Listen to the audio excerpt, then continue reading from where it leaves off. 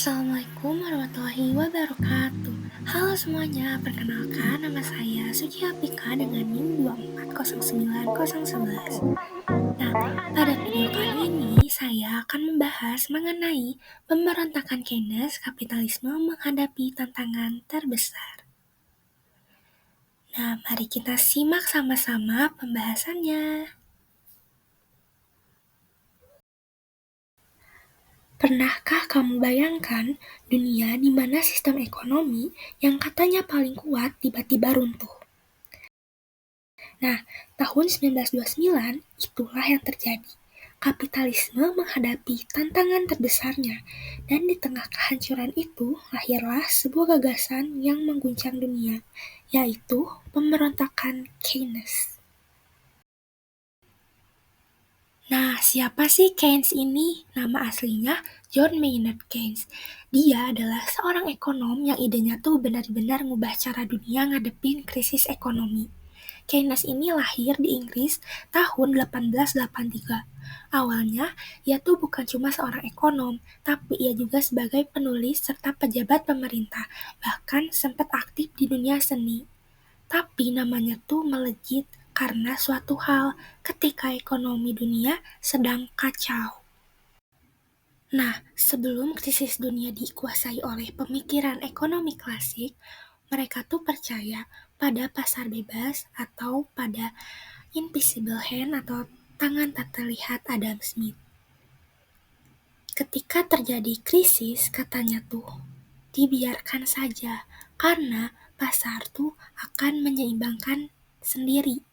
Nah, inilah yang disebut laissez-faire atau kebebasan penuh tanpa campur tangan dari pemerintah.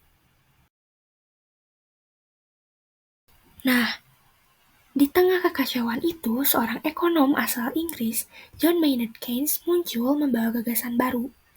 Ia menulis buku yang berjudul The General Theory of Employment, Interest and Money. Tahun 1936 diterbitkannya. Isinya apa aja sih? Isinya tuh kritik terhadap ekonomi klasik. Yang menurut Keynes ini tuh pasar tidak selalu bisa menyeimbangkan sendiri. Bahkan bisa terjebak lama dalam pengangguran massal. Inilah yang disebut pemberontakan Keynes. Ia menguncang stigma lama dengan suatu ide sederhana tapi revolusioner.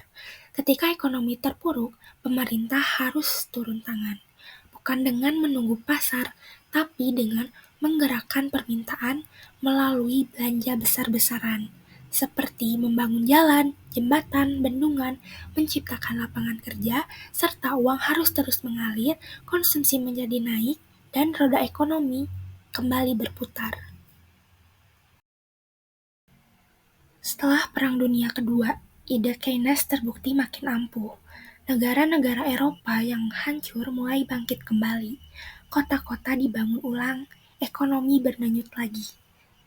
Inilah era emas kapitalisme di mana pertumbuhan pesat, pengangguran rendah, dan optimisme menyala. Tapi sejarah terulang lagi. Di tahun 2008, krisis finansial global kembali mengguncang, di mana pasar saham anjlok, dunia kembali panik, dan sekali lagi, di sini peran pemerintah menjadi penyelamat, di mana stimulus triliunan dolar digelontorkan untuk menyelamatkan ekonomi, dan disinilah resep Keynes kembali dipanggil. Lalu datang pandemi COVID-19, di mana jalanan kosong, bisnis pun ditutup, bahkan jutaan orang kehilangan penghasilannya. Nah, di sini peran pemerintah kembali bergerak melalui bantuan sosial, stimulus fiskal, dan investasi publik digelontorkan. Nah, hasilnya ekonomi perlahan pulih dan pengangguran turun, harapan pun muncul kembali. Inilah wajah kapitalisme hari ini, di mana semakin berdenyut, bergerak, dan terus berubah. Pemberontakan Keynes membuktikan satu hal, bahwa kapitalisme bisa bertahan, tapi bukan karena pasar sendirian. Ia bertahan karena pemerintah berani turun tangan. Tanpa Keynes, mungkin wajah ekonomi dunia tidak akan pernah sama. Sekian pemaparan materi dari saya, kurang lebihnya mohon maaf. Wassalamualaikum warahmatullahi wabarakatuh.